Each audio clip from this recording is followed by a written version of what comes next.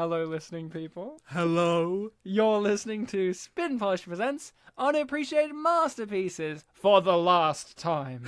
Book closed on the Unappreciated Masterpieces endeavor. Book's ended. It's ended. It's over. Thank you for listening, people. You've been amazing, wonderful. And despite everything, you're still Ryan. Yes, and you're still Bartek. I am indeed. We are Spin Polish, likingly, because we are always spitting. We have always been spitting, and we are always and have always been Polish. Isn't that right, Bartek? Exactly. Every time you Or was it right, Bartek? It was 161 times, Ryan. Oh, right in the end zone there. Yes, Unappreciated Masterpieces is a show in which we present, and I guess now used to present. I mean, we're still presenting in this moment, but audio commentary tracks for movies that seemingly don't deserve an audio commentary track for the movies that society have deemed unworthy of discussion in the positive manner. Usually these movies get scolded, usually they get scorned, usually they're like, those movies? Oh, no way, I'm off to see Marvel's newest film. We say nay. We say this is a piece of art. We discuss this like it is a piece of art. Because after all, an artist created it, a director, a writer, an executive producer, actors, costume, all these people are involved. We are the Knights of Templar of cinema. That's true. Yes, and we are wrapping up Unappreciated Masterpieces. We're closing this, but that's not the end of our podcast at all. We're going to be moving into new directions, but let's not get into that. That's for a future episode of something or other, an update. Bartek, I need you to tell me the title of the film we're watching, because I do not know. We are watching Black Panther. But no, that makes me You had me heartbroken there. I was like, are we really going to be watching that? That makes me One of those! That makes me a big fat liar. And funnily enough, this is also a big film to bookend on. We are doing Agent XXL, which, if you were a Westerner, you would read that as Agent XXL. Oh, okay. I thought Agent was a real Polish word. Well, it is, but it's spelt the same as agent. Oh, it's actually pronounced Agent? Agent, yes. So that's Polish you're speaking. Yes, Agent XXL. What's Polish for XXL? Is it XXL? Evidently. Okay, so Agent XXL. Yeah. You know, I don't know Agent XXL. I also don't speak Polish. I know after a whole entire run of a podcast show I should, but I don't. Even though I am Polish, don't speak other language. You know, I do remember you once or twice or 157 times mentioning you don't speak Polish. But I thought you'd do it by now. You understand it? I think this movie is Doobie Grooby Kwanzaa. Doobie Grooby Kwanzaa? Kwanzaa. That's Polish for Big Mama's house. It is Big Mama's house. I was at Big Fat Mama's house. Big Fat Mama's house, because they got Grooby in there. So, Bartek. From 2000, was we're it? We're doing or the 2002? 2000 movie 2000. Big Mama's house. And we need a big guest for Big Mama's house, because usually, you know, our other guests are very small in comparison to this guest. This guest is huge. They're almost as big as the sun. That's very big. In a previous episode, he called himself the God of Blaspheme. Did he? Yes. In the episode of Gods of Egypt? Yes. Have we got Jeffrey Rush on the show? He rushed right over from Camberwell. From his court cases. Bartek, who is our illustrious guest? Who's the guest to help join us on the ending of our Unappreciated Masterpieces? Or as I like to call it, book ending. It's our first ever guest, and also our last guest for Unappreciated Masterpieces. It can only be Will Brooks. Hello, listening endlings. Welcome to the final chapter. It's the Endlings show. So you people at home have to have a copy of the 2000 film Big Mama's House on you. I have a copy. You should have a copy. I'm going to do a countdown from 3 down to 1. I'm going to say play. You're going to press play, and we'll be lined up as we speak about the majesty that is Big Mama's House. And if this is the first episode you're listening to of Unappreciated Masterpieces, go backwards. It might be fun. Yeah, go chronologically backwards until you reach us in Big Fat Liar, and I'm like, hey guys, it's me! Fun fact, we actually recorded 3 Fugitives after Friday After Next. Don't tell anyone. So, get ready, because I'm going to start this in 3, 2, 1, play. So, gentlemen, what is our history with Big Mama's House, the feature film? I'll go first with this question. I'll allow it. Thank you.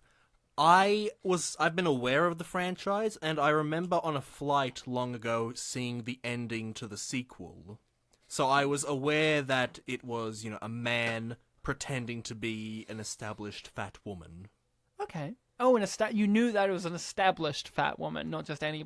Actually, maybe I don't know if it was an established fat woman, but I knew it was a man pretending to be a fat woman. Fair enough. Yes. So you knew that, but you hadn't seen the first one. No, I have not. But you had heard of it? I'd heard of it, and I remember way back when we did Thunderpants in our second episode, we learned that, yes, Paul Giamatti was in that film, or is in the current film we're watching now. Yeah. And he's very proud of that. So that made me think, like, oh, okay. He wasn't in the sequels, but he was in the first one. That makes it a bit, more special. Oh, yeah, man. We gotta get... nothing says family movie like starting it with a dogfight. Nothing says a Paul Giamatti movie like dog licking face. Yeah, I was actually very surprised. Awesome. One of the first words we hear is the SH word. Shit. Yeah, that one. No. It should have been another word like sugar. Sheer force. Sugar? SH. It's a joke. I got it now. Yeah. That you explained it. So, William, what about you? Do you have a history with Big Mama's house? I have a history of a sort. I saw Big Mama's house around the time it came out, but I can't recall the context in which I saw it. Okay. In the cinema, probably. Or on a flight. For some reason, when I was watching, I'm getting flashbacks to like holidays to the Gold Coast. So I think I might have watched it, in Queensland in some. Well, that's where you should watch it. And at some point, I saw, I think, the second one at a drive-in. Well, so you two have both seen in part the second one. Yeah. Okay, my history with this is I've seen this film many times on television. I have seen this one, unlike Big Fat Liar, a first episode. I have seen this one all the way through each time I have seen it. Unlike Big Fat Liar, where I saw it in parts each time and you missed never the a beginning full whole. Always, right? Mainly, yeah, mostly the beginning. So I had seen this movie. I've seen this a bunch. I always remember that it started with dogfight, and I kind of forgot the rest. Like I remember he has to dress up as this pre-established old fat black lady, and Paul Giamatti's his assistant, and he falls in love and all that. But I didn't remember the exact details over the years of what the case really was. Yeah, you know what? I didn't recall or have it in my head that he was like a secret or an agent of some sort. For some reason in my head, I imagined an agent. Yeah, in my agent, Will. Agent. Oh, whoops. Agent XXL. I always had it in my head that like, oh, he has to be a nanny for some reason. Yeah, I get about that. I understand that. I can see that mistake. Now, I want to talk about this FBI agent or chief here. I'm very annoyed with Big Mama's house for one reason and one reason only. It's a meta reason too. Yeah. 30% of the cast, at least 40%, are not credited anywhere, like on IMDb, on in the credits themselves. And the FBI chief here is an actor I recognize, and I just don't know who he is. I can't place him, and there's no credit for him. There's none on IMDb, there's none here in the actual film, and I don't know, and I've looked elsewhere, and I've tried to look it up, and I don't know how to find out the exact answer as of yet. So if you know who that particular actor is, let me know. A part of me when I first watched it, because he just has very recognizable eyes. It's those eyes and that hair and the face and the head in general. I was like, is he one of Bill Murray's brothers? Because he has a few, but I don't know. I don't think it is. I'm usually used to seeing Brian Doyle Murray, who's Noah in Noah, the owner of Noah's Arcade and Wayne's World. If anyone listening to this knows the answer, email spitandpolished@gmail.com. Or just shout it in the air. Paul Giamatti will answer you. Go to Melbourne. Go to every suburb. Shout the answer. Ryan will hear it. Or Bartek. Or I like how you will never. So I'd seen this movie many a times, and it was a real thrill to have it back back for this. We said very early on that we should cover this at one point, mainly because one, it has "big" in the title, and we'll go through a bit of a phase where we're like, yeah, big needs to be a thing we should do each episode. The very first one's Big Fat Liar. And we loved Paul Giamatti. In our first 2 episodes in a row, Paul Giamatti's in them, and he back never to back G-Man, and then never again, and never again until now. And that wasn't by design. Yeah. see, here's the chief again, and he's got so much dialogue, and yet don't credit him. Yet we'll I'm credit shocked basketball he's not player credited. 3. We'll credit basketball player 3, or there's one guy who's in all 3 movies. He's called FBI agent, and it's not this guy. It's a black guy who I did not recognize. This guy here, that guy talking right now in the suit, he's credited. And he has one line just there, and he never speaks again. And yet the FBI chief, who's having a lot of dialogue and has a character, doesn't get credited, or at least I couldn't determine him in the credits. Did Mr. Chief not? Did he ask for his name to be Maybe kept off? maybe it's a Screen Actors Guild thing. Yeah, There was it a is- union issue? Maybe it's a union issue. Maybe Bill Murray said no. Let me take the credit for the Maybe- tuxedo, which I'm not in. Or maybe he was just really shy. So we thought about this way back in the day, 4 years ago. I'd seen it, and we all know of its legacy. And I know, what about this movie do you guys think makes it so unappreciated and undervalued in society? And let's consider too, when it first came out, it was a box office hit. It did make money. It was a success, enough to spawn two movies after. But what about it do you think the world has just turned its back on? Maybe people think that it's too juvenile or something in its humor. I really don't know. This is a very funny film. I will, like I said earlier, I was surprised to hear the SH word said multiple times Sugar. in the film. Ryan, please. Sugar. Will please. Sugar will please you. It may. Yeah, maybe some people just thought, oh, this one's too highly rated. We should watch the second one or something like that. I don't know. As just a spoiler alert for the reviews later, Yeah. a lot of them were mentioning the second one and how it makes this look much better. Ooh. So just FYI on that. All I remember about the second one is that it ends with a bunch of little cheerleaders. Big Mom is one of the cheerleaders, and they're singing No. Hey Mickey. No, you're lying. That sounds too perfect. Could we? So I don't is know that- if it's true or not, Ryan. Is It's that just the my reason memory. we could only have number 1 on the podcast? Because number 2 is an appreciated masterpiece. Yes, exactly right. Now, Giamatti's back. They're all back, Bartek. The director, he's back. Yeah, okay, so 2 people are back. Before we get into the back, what about you, Will? What do you personally think is one of the main factors of what's detracting this movie's infamy? I think it's just simply a little too intelligent for the average viewer. I think so. I mean, I was too shy to say that, but yeah. I mean, there's a scene coming up involving some very audible shits being taken, and I think that's You mean just sugars, right? Well, we're not very allowed to say audible that. sugars being taken, and I think that's just simply too intelligent Can for I most just say, people. in Roger Ebert's review, he said that scene wasn't funny, it was scary. It was. Certainly it went over was- my head. I it was felt like I was scary. too stupid to enjoy parts of this film. I think one of the reasons is I think that this type of humor in a theatrical release or a mainstream worldwide theatrical release, I don't want to exclude Tyler Perry, but I think that this movie could be considered a little bit too racially kind of lowbrow, like that gospel singing fat black lady who's all like, and you know, this kind of comedies where men dressing up as women or in the fats and the fat suits and makeups kind of got tarnished by the clumps, you know, by Eddie Murphy doing the Nutty Professors and Norbit and all of that. So there's a big stigma around this type of film. But I personally think that Big Mama's House really steps up to the game and delivers something a little bit different to those. This has a little bit more of a heart, a little more of a soul. I feel like it intentionally goes out of its way to not just be, hey, here's a fat black lady jokes. Like, obviously it has those because that's what you have to have. But I think it does a little bit more than that. And I've only seen the Jerry Lewis Nutty Professor, and I imagine, really? And I imagine that the remake's exactly like that, and this is pretty distinct, so it's fine. So the director here is pretty infamous. We've had him be a returning director for this. He's probably one of our most unappreciated directors we've done. His name is how would you pronounce that, Bartek? I just want to pass it off to you. Quick links. No, just kidding. It's Raja Gosnell? Yeah, I wanted to be like, is it Gosnell? Yeah. He's done a lot. Most recently, problematically so, Show Dogs, which I saw in the cinema, and I do not regret it. And hopefully one day we cover it on the show.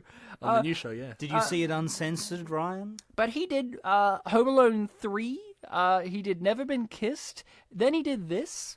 And then he did Scooby-Doo. Scooby-Doo 2. Okay, first two. Beverly Hills Chihuahua. Smurfs and Smurfs 2. So we've now covered... And Show Dogs. And we've now covered 3 of his films. All of those, I think, are, like, unappreciated, right? All of those films, especially those Smurfs movies. Now, I know what you're saying. This movie has a lot of moving parts, and one of those is a story. The story to this movie, simply put, is an FBI agent has to go undercover as an elderly fat black woman to nab in a suspect's former lover. The possible, granddaughter of the grandmother, yeah. The daughter of the granddaughter of this person he's playing. She is a possible liaison to a criminal who robbed $2 million because she worked at the bank. Yeah. He has to try and hook in the main criminal, who's played by Terrence Howard, who we all know is the guy from Iron Man 1, who played his best friend Rhodey and then decided he didn't want to be in the Marvel movies anymore. He's revolutionizing mathematics. Ryan. He literally wanted more money than Robert Downey Jr. He thought he deserved more money than the lead star. Okay. And then they said no, and then he went to college and became like what Will just said. That wasn't a joke on Will's part.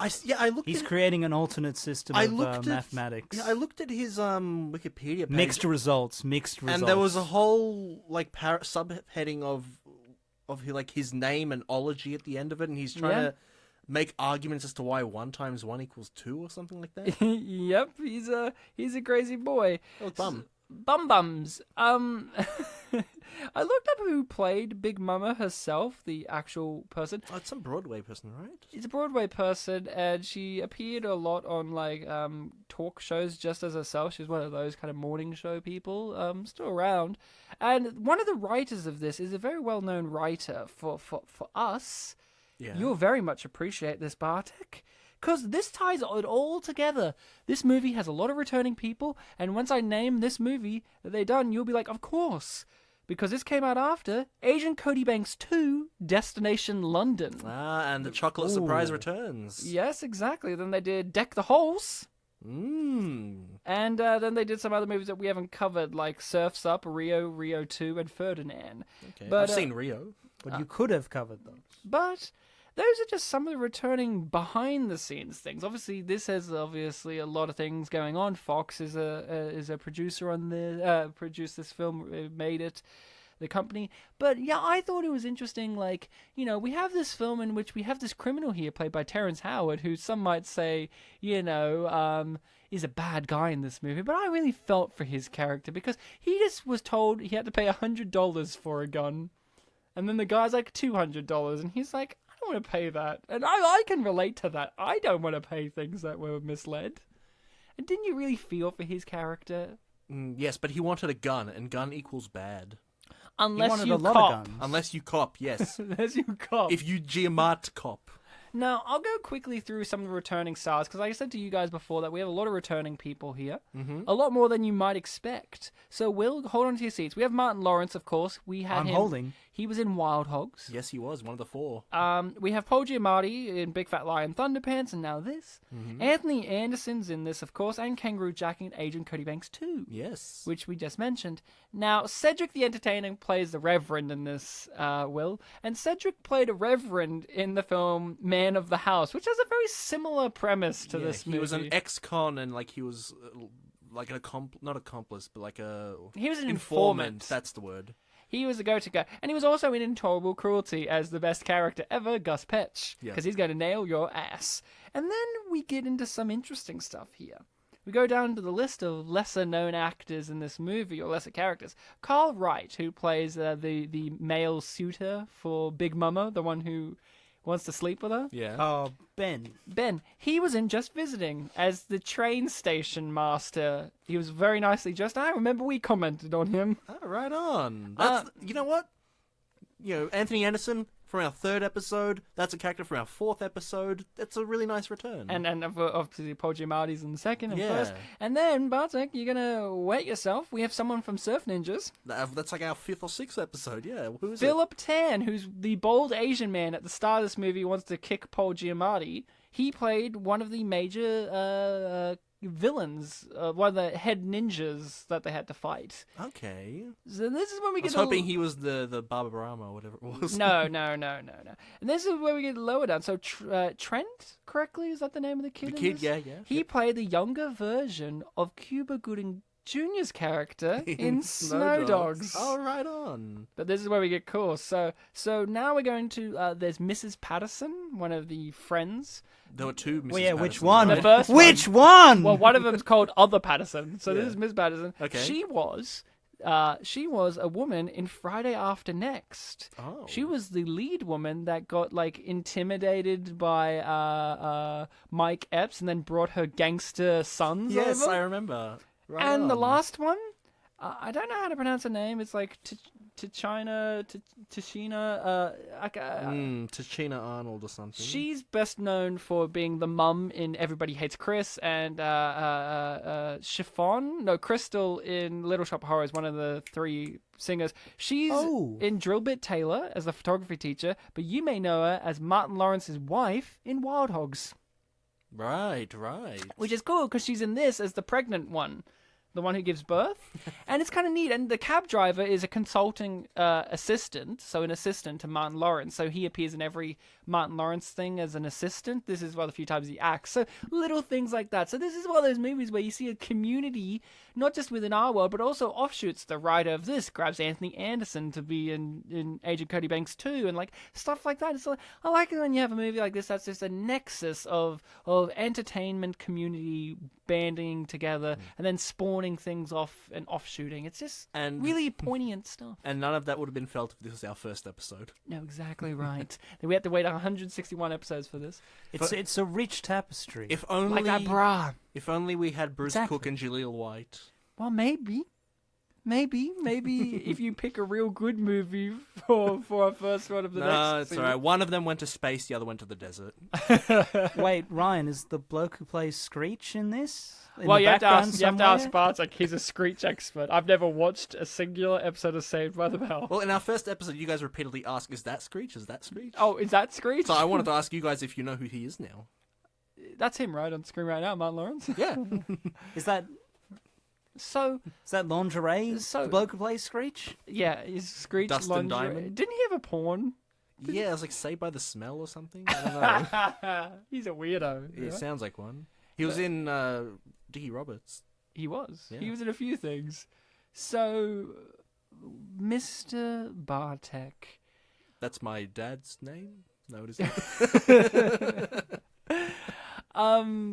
There's a lot going on in this feature film here. So when you walked into it and you had some ideas of what things were, considering you'd seen the final act of the second film, but The dogfighting confused me, yes. But what was your feelings walking into this? It did put a lot of things together, like why this character, Martin Lawrence, Malcolm, is, putting on this disguise. Like, initially I did think it was just like a nanny story, like, oh, maybe... Like Mrs. Doubtfire? Maybe he's a man in a woman's world and he needs work or something. Oh, I like don't know. Tootsie. Maybe. So it was fun seeing, there's a reason for it, that he's not just putting on a fake character, he's actually impersonating someone. That was a nice thing that I was not expecting. And the fact that he had to deceive A whole community of people? a whole community of people, but especially, like, The a granddaughter. direct descendants. Oof, it's That tough was- when you have to deceive people, isn't it? Well, Yeah. yeah. Yeah. I was wondering Yeah. what he was going to say. He agreed. He's deceiving us right now with the silence. We were expecting an answer. He doesn't give us one. The ultimate deception there. We're being nice to the listening people. We don't actually call him by his first name. We call him Big Willa, but we have to call him Will now. Big Big, Willa's big, house. big Willie. That's Will Smith. I feel and like, his yeah, Will brother Smith used is Big Willa. There's a lot going on here. I think when I walked into this, I was expecting Cheerleaders.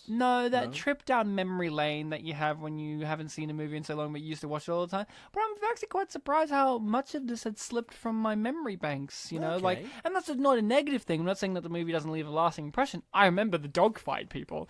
But what I'm saying is it was refreshing to have that which is very rare for me, that first time viewing experience again after already having it, like, what I mean by that? Like, that's a sentiment a lot of people I've heard say, and I've had, like, I wish I could forget this so I could re-experience it again for the first time, like a mystery story that was, like, told really well. Yeah, and I feel the same, I just feel that way. I'm like, man, and it was so nice to have this, with this particular film. Will, having possibly watched it in Queensland when you were 9, may or may not have happened. May or may not have happened. Possibly seen it in the cinema in Queensland, the only cinema in Queensland. What was it like going back to this yourself? Did you have hits of memory lane? Did you completely forget things? What's going on? Well, when it first started, I didn't recall much of anything, but sort of as it goes along, I'm like more and more, it's like I remember more and more of this. It's sort of, things are sort of jolting loose from my brain, falling down, and like that dress stuck in the underwear and you just have to tuck it out. Oh yeah, this is the poster, stuff right? is falling down. Yeah. Stuff is falling down. It's one of the many posters. And then I was trying to figure out, it's like, I know I saw this around the time it came out, but I cannot remember the context, and I kept getting sort of flashes of Queensland, genius. perhaps. So reminded me of when flashes of genius as well. Reminded me of when we did Land of the Lost. I'm like, I think I've seen this, but I don't know if I have, because there's so many familiar things in I've it. definitely seen it, but I can't remember the exact context. Now, our lead star here is Martin Lawrence, who has just recently returned to cinema. He was gone for quite some time, Yeah? Think about it. When was the last time you saw Martin Lawrence in a thing? Maybe Wild Hogs. Wild I don't know. Hogs. That was like 2007, He 2008. recently has returned. And I appreciate people like him. Think about this. I don't want to stereotype. There's obviously actors of other minorities and races that do this, but I find that a lot of black comedic actors do take that hiatus and then return, like Chris Tucker. We haven't seen Chris Tucker in a while. Then he returned up in Silver Linings Playbook, and you're like, Chris Tucker? Right? Like, and Martin Lawrence is one of those people. And even, to a lesser degree, Will Smith kind of disappeared for a while. Now he's back. And a lot of these people kind of take their moment and then come back. And Martin Lawrence has come back. And I just want to ask you guys, what is your knowledge of Martin Lawrence as a comedian, as an actor, as an individual? What is your perception of him? And do you like him? Do you like his style? What's the feeling? And are you glad he's back? I'm not as familiar with him as this question would like me to be, but I do... I would like you to be as well, but I am also asking a forward question. Honestly, that thing I just said could apply to so many episodes where you've asked a question. But I like his physical appearance. He looks like a leading man type of character. Yeah, I mean, he's a bad boy. And I'm sure you He's said... Bad Boys too. He's going to be in Bad Boys 3. And I'm sure you said... You said that he's a comedian. I'm sure he's also a very funny guy, but I feel like... I don't know, maybe this is another thing of, like, stereotyping, but I feel like if you got a black comedian, it feels like maybe they only can play a funny type, but I feel like he could really, like, do either one. Well, yeah, you're right. Don't pigeonhole. I mean, Eddie Murphy's done serious types like Donkey. We did mention Nutty Professor. We did mention Nutty Professor. He has some serious moments within the absurd comedy, and let's not forget he got Oscar nominated, and then Norbit happened. What was he nominated for again? Norbit. Ryan just said it. No. He was nominated for what was it? It had like girls on the title. Dreamgirls. Dreamgirls. What about you, Will? Are you as familiar with Martin Lawrence's works? What do you feel about him? Well, look, I'm not as familiar with Martin Lawrence as Bartek would like me to be for this question. But, I see him about, and I like him, and, yeah, I reckon I'm glad he's back. Are you glad he's I'm back? glad he's back. I'm glad he's back. I didn't know he was gone, but I'm glad he's back. Good feelings. So he's back. I'm glad he's back. I will tell you now, I'm more familiar with his style. Like, I've seen some of the Martin Lawrence show. You're more familiar with him than I want you to be. I've seen The Big Mama House 1. I haven't seen 2 or 3. I've seen Wild Hogs. I've seen a few of his other things. I've seen the Bad Boys movies, so I've seen him be more... You've seen Bad Boys too? I've seen Bad Boys too.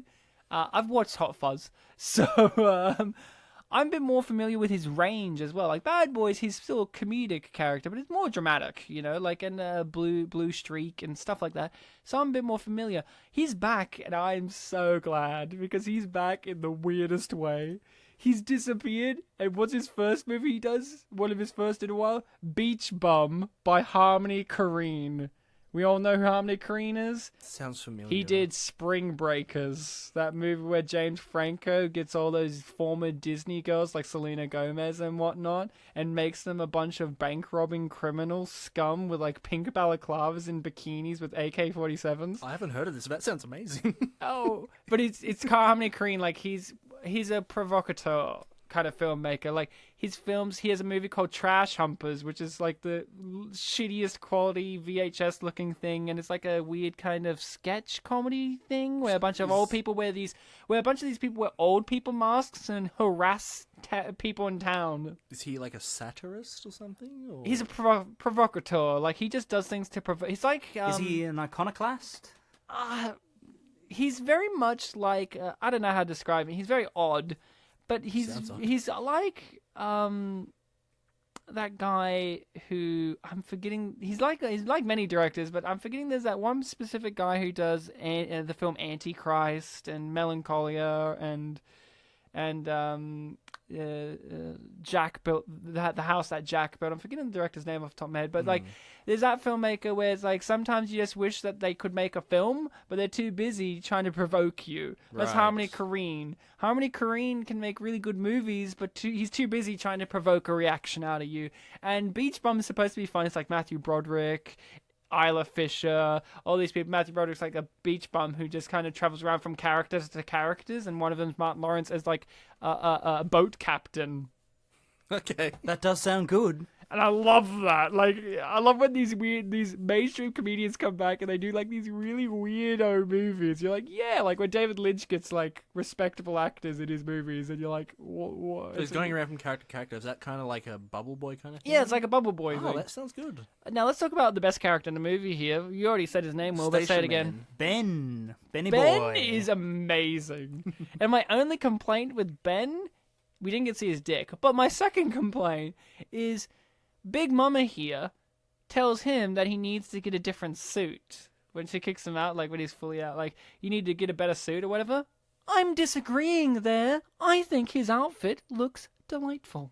He's got the hat too. If I was an older lady, you know, past my prime, and I had a male suitor and he dressed up like that, I'd be into it. What if you were a younger lady? If I was a younger lady and I had an older gentleman like him dress up like that to me, I'd be very much into it. If it was a younger gentleman, I would want a bow tie, but other than that... What if you were a newborn?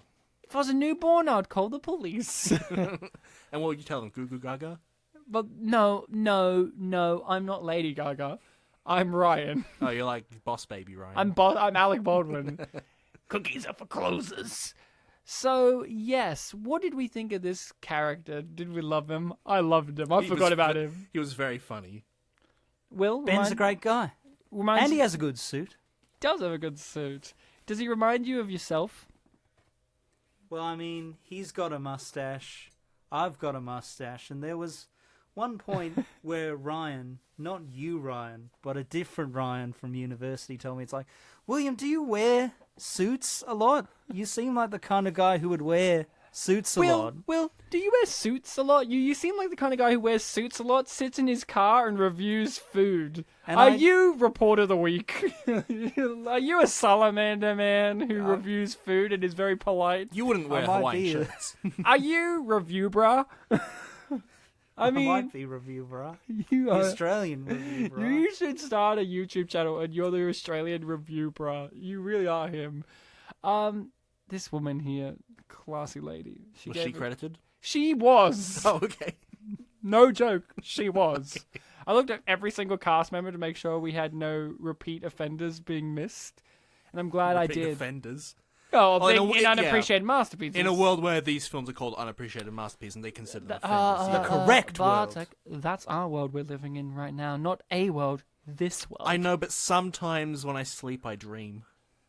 I dream. Will, you messaged us before this, and I want some explanation. You said, I watched this at 2 a.m. in the morning, and that was an experience. Why? Oh, I was just sort of procrastinating on it, and then sort of got to like 2 in the morning. It's like, well, I really better watch this now. And I watched it 2 in the morning. better pull the trigger on this one. So we agree this is the best film ever made, right up there. It's got our boy, Paul Giamatti. Now, It's got the G-Man. it's got the G-Man. He plays a G-Man on a level. He is a government boy. How excited were you, Bartek, to see his little face again? I was humbly excited. Now, Bartek, how does it feel knowing that this is the youngest we've seen Paul Giamatti? That's true. This is 2 years before the other 2 films we did. He looks like a newborn baby. He does. Like a few times I've mentioned that He looks like a dog. a few times I have mentioned that I've seen video let's plays of a 90s adventure game that he played a character in. That was from Like the it's 90s. one of those point and click ones where they like Christopher Walken. One of those Yeah, ones, like point the and click, Christopher but with Walken. live action footage, Like full where- motion video. I What's saw that my famous uncle- game I with saw my Christopher- uncle playing that Christopher Walken one once, but I Yeah, can't recall is the that- name. Oh, that's what it's called. Yeah, it's the one that Paul Giamatti's also in. Yeah. Oh, good. Oh, good. Is he related to the story of Christopher Walken? Are they in He's- scenes together? It's Is Christopher like, "Hey, it's you," and he's like, "Yeah, it's me. it's a Paul murder Giamatti." mystery. It's a murder mystery, and I think he's one of the autopsy people. Who, Paul Giamatti? Yeah. That makes so much sense. It's like the other week when you said James Woods plays a policeman, A government agent. government agent. I'm like, of course, I don't believe it. Oh, Octavia Spencer's here, guys. Yeah. She started out her career with this and then moved all the way up to Ma. Moved all the way up to Space Control. Space Control. What's that film called? Hidden Figures. Hidden Figures, the one I saw a trailer for a million times. Space I didn't think that was the title. I just couldn't remember what the. It's called NASA, you fuck. She works at NASA. I love you. Like, yeah, she works at Space Control, right up there with Major Tom. Now, Bartek, could you shine a light on what Roger Ebert had to say about this infamous scene and how this was the first line of his review? The first line of Roger Ebert's review was mentioning basically any film that has a oven mitt, or an oven mitt, and a quote-unquote plumber's friend during a scene where someone's giving birth has to be worth at least a few laughs. How many scenes are there of that in movies? I don't know. Well, Roger Roger Ebert Ebert would know, I guess. I guess we have to go to hell to ask him. So, ooh, deep burn, Roger. He'll really be too sweating. soon. Guys, too soon. Anthony Anderson just entered the film. Yeah. How does it feel knowing that this is the youngest we've seen him? Yeah, that's true. This is like also 2 or 3 years before Kangaroo Jack. This is 7 years before he did Transformers. Hey, he wasn't that, wasn't he? I ate the whole plate. That's the only thing I remember of Transformers 1 is Anthony Anderson in a police interrogation with a plate of cookies. And he throws the plate and he goes, I ate the whole plate. That's amazing. What, that he was in that? No, I that seem, line. to, I seem to remember Anthony Anderson screaming at his mum as well from upstairs in that Mama! movie. I ate the whole plate. He's shining a torch down Chris Rock's mum's vagina, and that's amazing. Because she was the mum and everybody hates Chris. You know what's a little weird? That you're not doing that? I found it, like, when I saw Paul Giamatti in this movie, I found it striking. It's like, oh, he's so young. But when Anthony Anderson walked on screen, it was just like, oh, it's Anthony Anderson. I didn't think, Are you oh, saying- he's so young. Are you saying black don't crack and white is like milk? I guess Anthony Anderson don't crack, Here's- gentlemen. Can you He's guys? Keanu Reeves. Can you guys observe this for me? I don't know if you observe this, but do they? I don't know how to say this politely. An oven mitt, God. Oh, it's a turkey baster. It's not even a plunger. No, there is a a plunger plunger. rocks up. Oh, that's cool. What I was going to say was, Sorry, could, plumber's Tongs friend. and tongs. could you say? I don't know how to say this without sounding it wrong, so I'm just going to say it how I feel. Go for it. Do they have two different babies in this single shot? So when the baby first comes out and then when they hand it over? And the big thing I have to ask is, why is one of those babies white? Because they looked very white. Let's pay attention. Will, you have to give me your perspective on, is it a white baby that they first come out with and then when they hand it to it, it's a black baby? Are you sure you weren't just mixing it up with the scenes where it cuts to Paul Giamatti? He's very young this time, Ryan. You know, Paul Giamatti looks exactly like a dog. Like he looks like some kind of pug. Well, he was licked by one, so it makes sense. Yeah, He's licked by a Rottweiler. Does he look like a Rottweiler? No, he looks like a pug. Okay, This one kind of looked a little bit white. okay, maybe it's just the lighting. Yeah, I don't know. There looks like Maybe a little. not as dark. So he looks a bit white here. Then it feels like when they actually hand it over to her in this cut, it looks like a significantly darker skinned baby. But maybe it's just the lighting. See, he looks darker skinned now. Yeah, it does. And there's less lighting when it's closer to her. But when it was in his hands, it looked darker. Maybe they got a biracial baby, and then they're like, nah, it's not passing the test. Makeup. Well, my obvious question to you, Ryan, is was the baby credited? No, it wasn't. Oh, well, then, it wasn't of course like, we don't know. It wasn't then. like The X, where there was like 14 babies that weren't in the movie that were credited. Peacocks. Just got to point that out. Thank you. It did look a little. I don't think you're completely mental there, Ryan. I think... No. It wasn't might Wesley be Snipes. valid. Can we all appreciate that the makeup is amazing? That you could see the ridge on the lip of where the mustache would be underneath? Isn't that amazing? It's a nice touch. Yeah. Because I can almost see the moustache. you don't have the what's this part here where the lip and the nose? I can't remember. Yeah, the little gap. Oh god, what's that called? The Devil's Highway. Starts with a P. Starts with a P. The Devil's Highway. I'm calling it that. The Pebbles Highway. It doesn't have the Pebbles Highway. I like that the makeup people did a really good job on making Martin Lawrence turn into this woman. I think they did a really exceptional job, and I think Martin Lawrence, someone who I'm not going to say I'm familiar if he has worked with being in prosthetics before, but I think he does a really good job of working through the prosthetics and still molding a character and using enough facial expressions. Because, think about it, like how hard it would be to have all this stuff on your face. And we know Martin Lawrence worked very hard on this movie, didn't he, guys? Well, yes. I mean, he died. Well, that's why he came back recently, yeah. He didn't die. He just went into a 3-day coma because he's crazy and what was he doing? He was jogging around in the fat suit in a 40-degree day or something. No, I'm gonna have to look this up because it didn't say fat suit. I think he was in the fat suit at the time. I'm pretty sure he was in something that. I'm looking it up. I swear it said a jumper. I swear to you. Or maybe it was like 100 jumpers or something. Martin Lawrence got into a 3-day coma from jogging in sweaters with 100-degree weather in August. In sweaters. Okay, so it wasn't 100. I remember the 100 sweaters part. to get ready for the fat suit? I thought it was training. Yeah. We made it more interesting than it was, I guess. Yeah, I like the fact that this film has a lot of personal touches too. Like the trivia point of the writer came up with the name Big Momma because that's what the kids used to call his mama. I think that's really neat. On the point that you said with the makeup, because we've done a lot of films where there have been characters with heavy makeup, especially like Nothing But Trouble. I like that in this film, as part of the character having to put on the makeup, we actually got to see.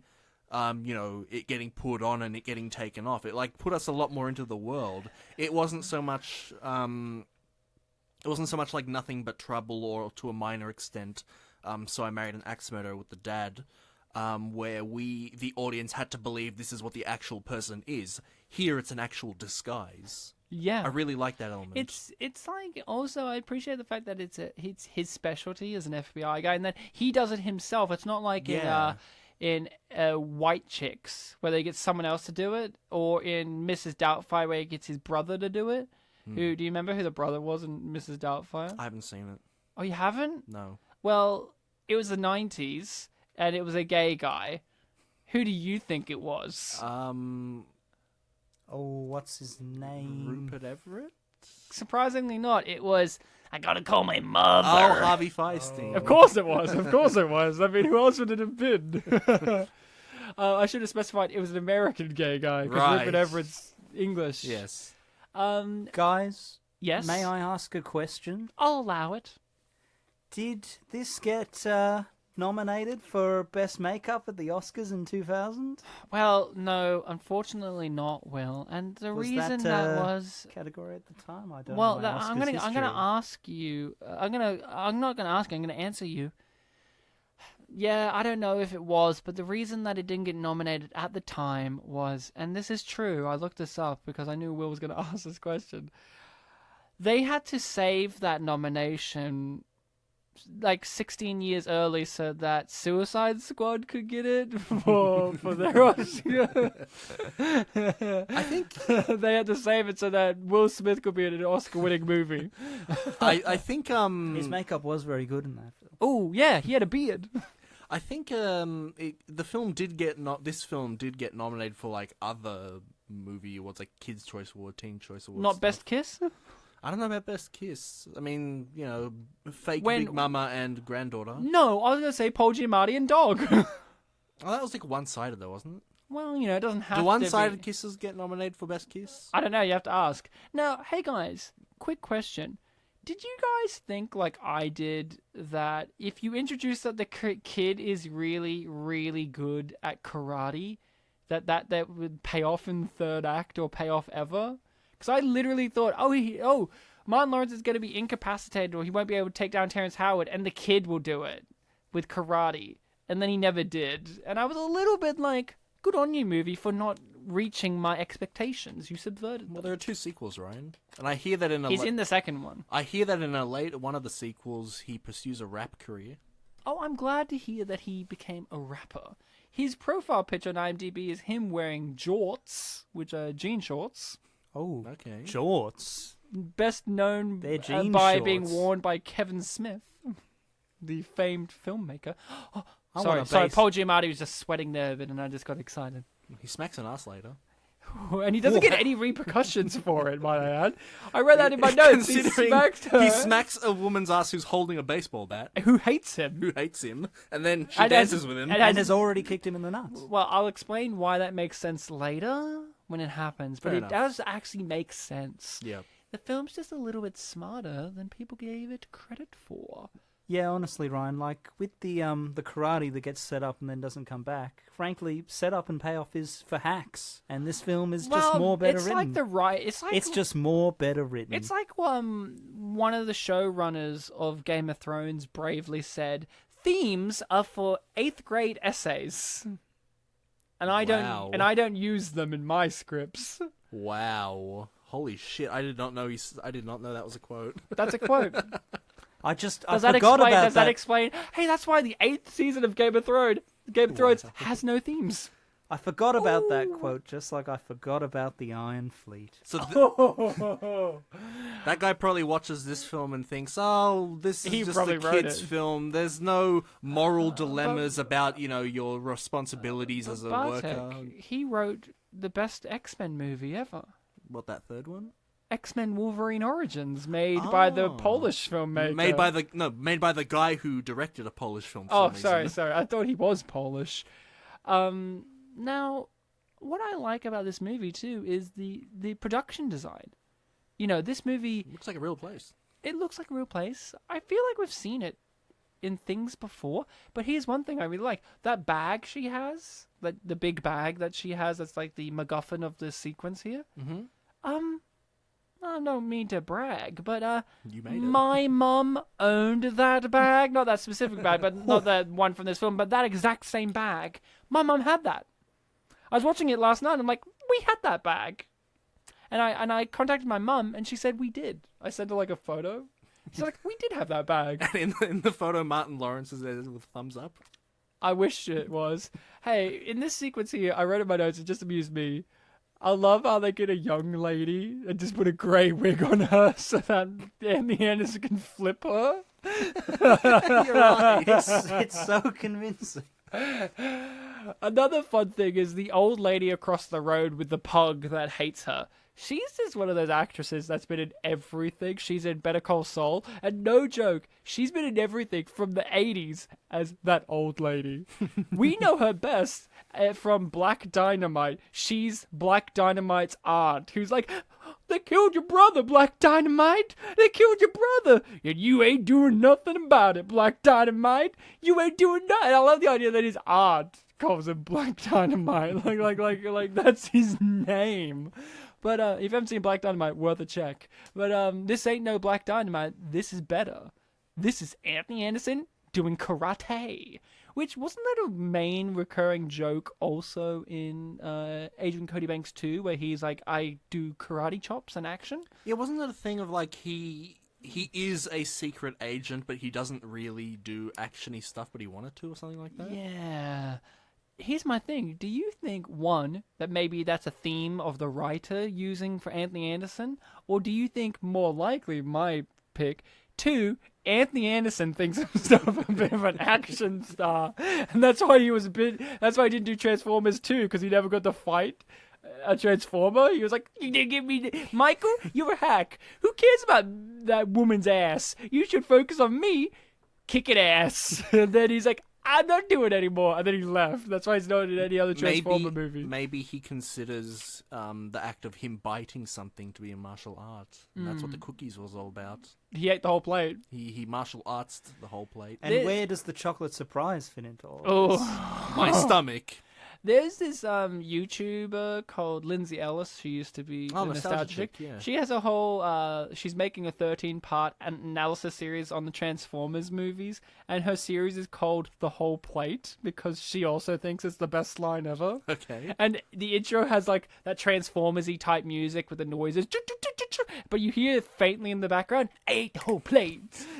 I think way back in the day, she did have a video criticizing Michael Bay, so I guess I can believe that she's doing this. They're all different film theory styles. So she did feminist theory and Transformers, which is the best, or racial theory and gender theory and all that kind of stuff. So it's real fun. But Anthony, you don't rip an old black lady's wig off, because then they rip all their own wigs off and kick your ass. And that's what really Anthony Anderson's been doing these last few years, getting his ass kicked by old ladies. We haven't heard much from him at late. I haven't seen him in a while. Is he coming back? Tell a lie. He has his own TV show called Blackish. It's pretty good. I'd recommend it. Okay. Yeah, it's pretty good. You know, I'll chuck it on my list. It's not the greatest show in the universe. It's no Malcolm in the Middle, but I mean, what is? Nothing has been. Well, he's been with Malcolm. He has, and that's Cody Banks too. Destination London. Yes, chocolate surprise. Now, guys, do you think this scene here is a bit of a foreshadowing to Paul Giamatti and Big Fat Liar being turned blue and saying "stop it"? It's a foreshadowing to riots. You think? Of us being disappointed that Paul Giamatti's not been in every single movie we covered secretly? That's our fault for not picking films. Well, no, it's Hollywood's fault for not having him in every single film. Yeah, but we pick films. But it's Hollywood's fault for making films, Bartek. Oh yeah, that's good. That's true. That's good. That's true. I agree. I almost said Gru. That's true. Oh, it's big. Groove. It's groovy. Duże. No, Grub is fat. It's fat. Jones. Sorry. I'm just getting a bit turned on by Paul Giamatti wearing white gloves. And playing with Lego. I always wished he tossed my Lego. So I always wished he rifled through my army trunk that I had as a child, that my dad hid $2 million in, and I never noticed the fake bottom. Guys, I'm still thinking about toss that Lego. Yeah, it's a good phrase, right? Yeah. You could use it. Here's how you could use it, Bartek. You grab some Lego, you pour it all into the kitchen. You wait for your mum to come into the kitchen, and then you say, "Mum, I tossed some Lego," and then walk out. And then she'll be like, "Is that like yeeting?" Yeah, exactly. No. And then your mum looks at you and goes, "Mega Blocks?" and then walks away. She doesn't know the difference. Classic Bartek's mom. That's classic her. She said, and then she giggles. And then she links me Rock the Casbah the song. That was funny. Because we did Rock the Casbah the movie. Other part is cracking up over how hilarious his own mum is. I forgot about that. Bartek's mum is a saint. Every time I see her, she asks me the exact same questions, expecting different answers. Like, so you're the Polish friend, yes? Where in Poland did you from? Like all these things, and I always give disappointing answers. Which I feel like you've only met her like twice. I've met her like 3 or 4 times, and then each time she responds with, "Oh, okay." Like, disappointed by the lack of Polish heritage I can display. Like, so you don't speak Polish? No. Why is that? Because the war. Oh, yeah, that's fair. And then just, like, drive silent. I love your mum, though. She's so nice. But is she as nice as playing basketball. She's nicer, but she does not play basketball. So that is, a demerit. Basketball. Now, so, Will, are you a big fan of b-ball? Do you like? That's short for basketball. Do you not like baseball. Mike? Yes, I'm like all the Mikes. I'm fantastic at basketball, Fun fact. as you can imagine. Basketball player number 1 was in Like Mike 2. Oh, yeah? Wait, there was a sequel, wasn't there? credited. Straight to video sequel. Right. Now, we've seen this kind of scene done in many different ways. Yeah. We've seen it done in Like Mike, the basketball movie where he gets a magical pair of shoes. I think we also saw it in Three Ninjas. Oh, and let's not forget the cable guy. Basketball scene where you don't expect this. And let's not forget The X. Let's never forget the X. That was a good film, yeah. And let's not forget Big Fat Liar, Thunderpants, Kangaroo Jack, Just Visiting Surf Ninjas. And we just list all 161. Bend It Like Beckham. Bend Her Like Beckham. Convert Them Like Dave. Yeah, exactly. I really like the fact that, although we've seen this scene done in many different ways, I feel like the scene still has a very unique way of approaching it, which is, it is a wholesome building relationship moment. It's not just a, hey, look at me, I'm Big Mama. It's not doing also Anthony Anderson sees her play basketball and questions that it's her. I was expecting that. At no point does anyone ever question that it's not her. Yeah. Which is refreshing. The only person close is the neighbor across the road, but she isn't even questioning that. She's more just questioning thinks that it's you an got a guy as Yeah. not even an affair. She's just not having the sexual relations because she's a prude. Yeah. Because Big Mama's not married or anything. So I really like that the scene builds hard. It doesn't do that kind of tedious thing of being like, ooh, she's been spotted being not old and fat. Like, she's physically active, and Anthony Anderson will be like, that's not Big Mama. I'm going to cause drama in the end of the second act, start of the third. Like, I really like that it's a building moment between these two characters, and that it's, a paternal moment of him being a fatherly figure whilst also being a grandmotherly figure. It's a real interesting dichotomy there. It's one of the best scenes in cinema.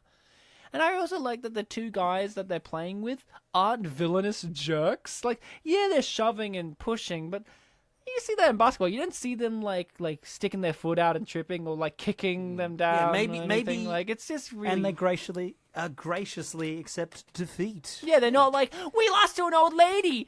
Boo! And then they Bummer, start, man. why are you such a fag, bro? And he's like, no, I didn't lose to no Big Mama. And then they start punching each other, and they're like, you go to hell, bully boy. And then Big Mama's like, both of you boys, you've been going to hell for losing. And they're like, no. And then you see the post-credit scenes as them burning in hell while Satan is playing basketball in the background. And Satan is played none other by Paul Giamatti. And he's like, this is why I'm not in the second one. It's like a Ned Flanders twist. He was the devil all along. Yeah, oh man, if Paul Giamatti was the devil, I'd be so rapt to go to hell. If there was a live-action Simpsons, would you want him to be Ned Flanders? No, it has to be David Cross with a wig on. Oh, right. Of course. Like, there's no alternative. Or Bryan Cranston.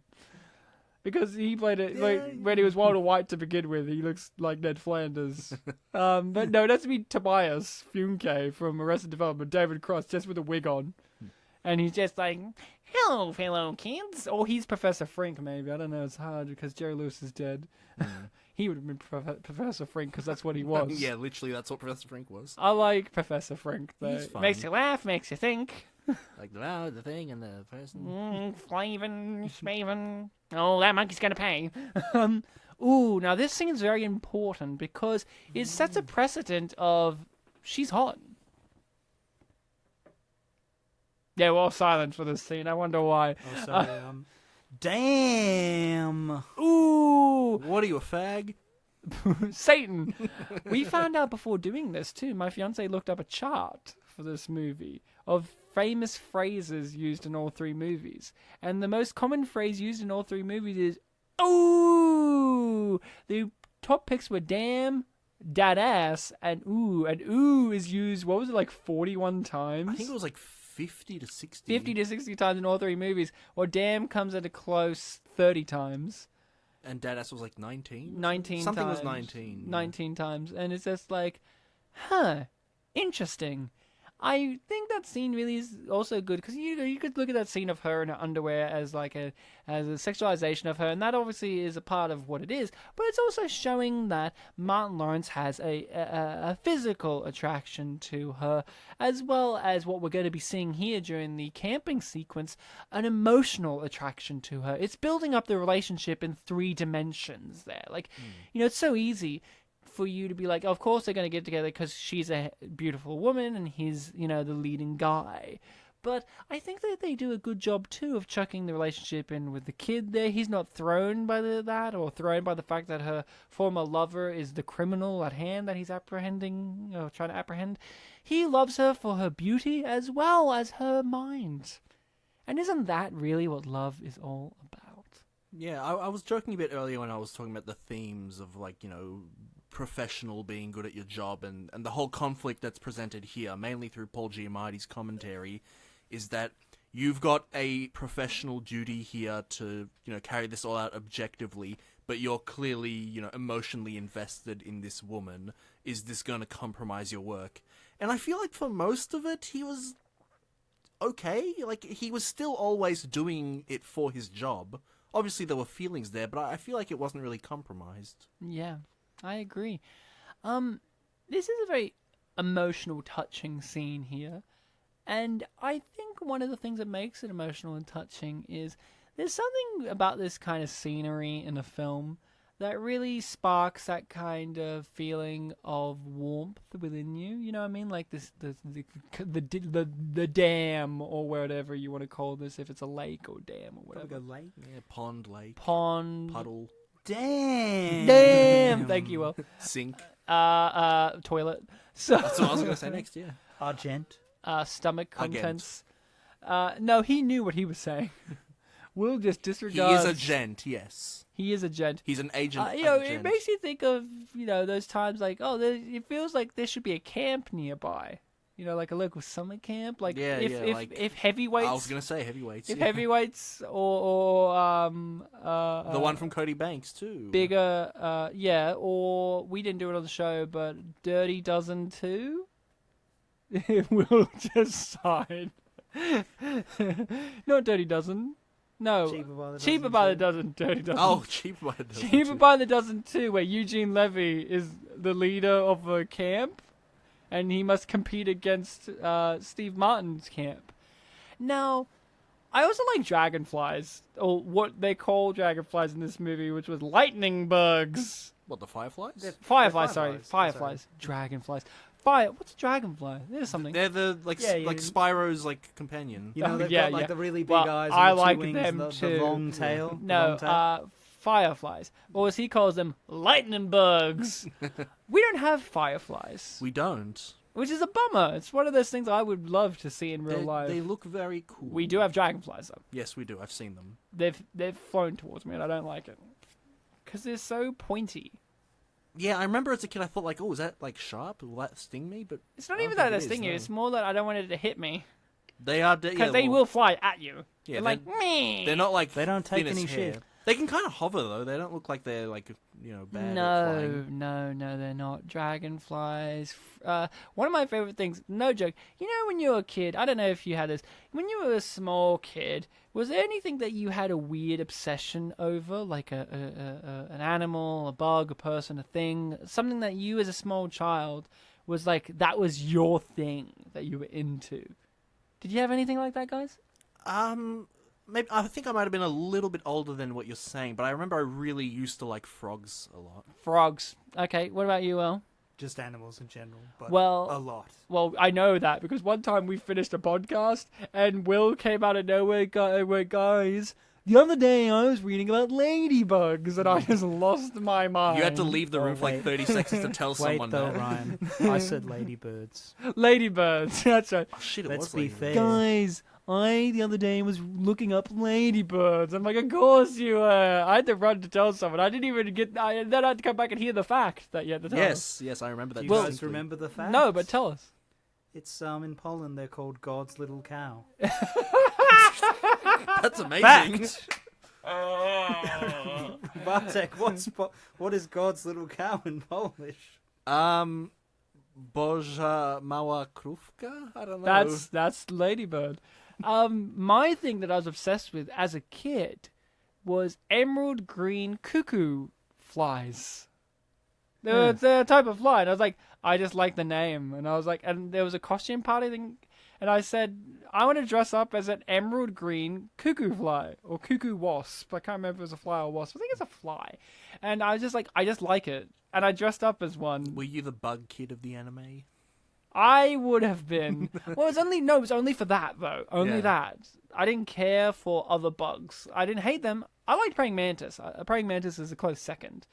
Remember finding a praying mantis at school once, and I lost my mind, and I brought it into class, and everyone was like, "Ooh!" And then the teacher's like, "Gotta put it back," and I'm like, "Don't you touch it." It's always a big moment. It's always a big moment. I've seen some in my room before. In your room? Yeah, I think maybe I have a photo. Do they just crawl into your room? I have no idea. Do you not have fly screens? I do have fly screens. Yeah, here, look.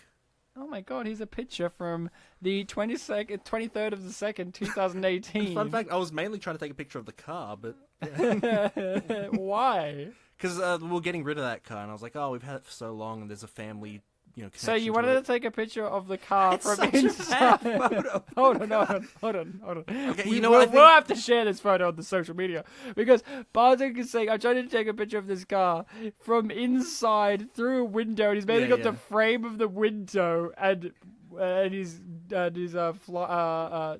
curtain, Venetian blind. Whatever they called, the Venetian metal, blind. Yeah.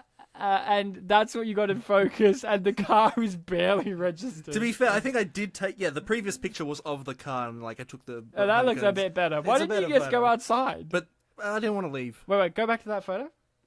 I'll tell you why you didn't go outside. It's grey in the sky. Yeah. Probably raining like it is right now as we record. Yeah, it wasn't raining, but it was cold, yeah. I'll send you the picture of Guys, Anthony Anderson just pepper sprayed Paul Giamatti in the mouth and eyes, and Paul Giamatti's taking it like a champ. And you know why? Because he's getting ready for Big Fat Liar, in which he's going to be getting sprayed and kicked and pulled at with a lot of things. He's getting prepped. You know how sometimes, what is it like? Is it arsenic or cyanide? They can, if you take a little bit at a time, you can gain an immunity from it. Maybe arsenic. A lot of poisons I don't know. like that, but arsenic. I think cyanide is notable for only a drop kills you or something, isn't it? Yeah, so a little bit of arsenic at a time, and you build an immunity or build a tolerance. That was Paul Giamatti with life being brutal. So that's why when you look at him now, he looks haggard. He had to get ready to act with Amanda Bynes. I mean, Paul Giamatti. I would have to the modern day Mithridates. I'd have to take a bit of snake venom at a time to get ready for her. I mean, wouldn't you? She's intimidating, especially back then when she was at the height. Amanda Bynes, Julia White, and Bruce Cook are one-time only wonders. We haven't had Amanda Bynes again, have we? No. No. I initially on my list I had robots on there, but I took it off. I didn't even know that was a movie. It was a DreamWorks film. Oh yes, that movie, Robots. I often forget that that's what it's called. I always think it's called like Little Robots. I think it's called Wobots. I think that's a Wobots Christmas. That's not even. I like how you both assume that's what I'm thinking of. Why? That's not even what that's because called. It sounds like a kid trying to say robot. Little Robots. Wobots. That was the whole thing with the main character. Wow. He had a lisp. He yeah. couldn't like say his O's. So, Terrence Howard just popped up and scared the audience. Did you expect jump scares in your Big Mama's house, guys? Well, it's a thriller, right? Well, it actually is listed as that on IMDb. Is it really? It really is listed as Not a like just crime or something? comedy crime thriller. I swear to you. It is. I'm going to have to double check. Oh, wait, no, I'm wrong. It's action comedy crime. I think the second one, which I was looking up, is a thriller. Which Mama's House 2? Big Mama's House 2, which is rated M still. Well, because of the cheerleaders. Oh, it's mature. Wrong. Just comedy crime. Oh, okay. It got down. Wait. Maybe it's the third one. Which, did you know there was a third one? I didn't before yesterday. It's called Big Mama's Like Father, Like Son. I've got to look up. Is it supposed to be this kid is grown up now? And he's like the son? Because he doesn't actually have a son. Yes, it's supposed to be Trent. And he is played by a different actor Brandon T. Jackson, who is best known for being in Tropic Thunder as the black guy, rapper guy. Huh. The gay rapper man. You know the one? Al Pacino? It's been too long. That's his joke. His name is Al Pacino. That's the joke. He was also in everyone's favorite fantasy franchise, Percy Jackson. You remember those? This is the erection joke. Yeah, in the film. Guys, okay. No one watched those. Drop everything. We've got an erection joke in the film, and it's almost as delicately done as Sorority Boys. The joke here is he's sleeping with her in bed as Big Mama with a mustache on. And he's cuddling up to her, and she feels his erect hard cock in her ass. And she's like, what's that? And then he happens to have a torch light. Just pulls out this torch. A flashlight for you Americans. Well, they call it a torch in this, don't they? Do they? Or do they call it a flashlight? I've got a story about that. Well, hold on. Let's get through this erection scene. Go on here. with the dick, and then I'll go with the story. We call it the D here. So, Go on with the dick sounds like you're in bed with him. You're not into it. So, go on with the dick. Go on with the dick, guys. I'll hold on to my story. I'll just hold on to it here. You guys ride the dick if you must. But I will maintain my story until you do. Just keep wobbling on that dick. So he's got a torch or flashlight, who knows. And then, he gets rid of it. He puts a pillow between him and her, and she's telling this horrific story, this sad story about, guilt and all this kind of stuff. And then she feels it again, his dick. And the joke is he got erect again after hearing her sad story, and then he looks in the camera, and it's amazing. Big Mama? Yes? Another flashlight, you're right. Okay. Under there, and then he's like, uh-oh, I did a Martin Lawrence face. He looked at us. When I was reading the IMDb goofs section for this film, they're like, in that scene, he didn't have the mask on, but now, when he wakes up, he does. Although he could have just put it on when she was away. So it's like... You told me another goof was in the camping... Oh, boy, if I woke up to Paul Giamatti right in my face, I'd be wet. And you'd be like, I'm doing the dick thing. So, Will, we held on to the dick story for a while, but if you could just hold on to your story about a flashlight just for a sec... Paul Giamatti's here. Just feel like we should just mention that and clap. Paul! Love you, Paul! He's so young! Give him an Oscar, damn it! He deserves it! His shirt has squares! He's in billions! So, tell us your story, Will. The flashlight one. When my friend Sam, who you guys know... Yes, I do know. She was in Vietnam Sam with... B? Yes, Sam B. Sam B. No, Sam... B. No, Al Pacino. And so, is this a Vietnam War story? yeah, is this a Vietnam War story? Well, it was the other year, was so she I think a guy? It was over by that point. My question is, was she a guy? She was the guy. Follow-up question, though. Follow-up question. Okay. Would she die for you? I don't know. She's Polish, right? Yeah, she does have a Polish background. Yeah. Follow-up question, would she die for me? And would she die for her? Would you die for yourself? Listen to the recent Mystery Box June 2019 episode. War story. So, Will, your friend Sam, who's our friend, was in Vietnam. Yeah, with she was doing a little teacher's course there. Yeah, as you teaching do. English, and most of the other people there were American. And at one point, she irony. called a torch, and they thought it was a baffling way to refer to a flashlight, as they call it. Yeah. Oh, you got to have a torch? You mean like a a thing, like fire, like a collection of wood and a flame. Mm. And there was another strange incident there where they were some sort of activity where they were writing as many sports-related terms as possible. And I think Sam or someone else put up netball, and when they were tallying them all up, one of the American people freaked out. It's like, you can't make up sports. Wait. With netball, it's like, you can't make up sports. They have netball? I assume they do, but this guy didn't think they did. I've heard in American media that they have netball. Oh, they play everything, but this guy was wait, no, America? This is a baffling Do you guys don't have netball? What's going on over there? Netball's the one that's like basketball, right? But for girls and they don't move. Yeah. I got to be honest. We played netball once in Vietnam, and I was a guy. Back when I was in high school in Vietnam, we played it once, and it was just the guys, and it was just this in PE, and it was just this series of fouls after fouls after fouls. It's like, I don't understand how the rules of netball work. It's no b-ball. I prefer volleyball. I do too, actually. I prefer king ball, which is dodgeball but Australianized. We had a teacher, Mr. Bun, because all What about my teachers... Bombardier? No, my teacher, Mr. Bun, because at my school, teachers all had the greatest names ever. Mr. Bun, Mr. Love, Mrs. Tassel, Miss Thrush. Did you have a woodworks teacher named Mr. Wood? No, but we had a history teacher named Mr. Woodbridge. Our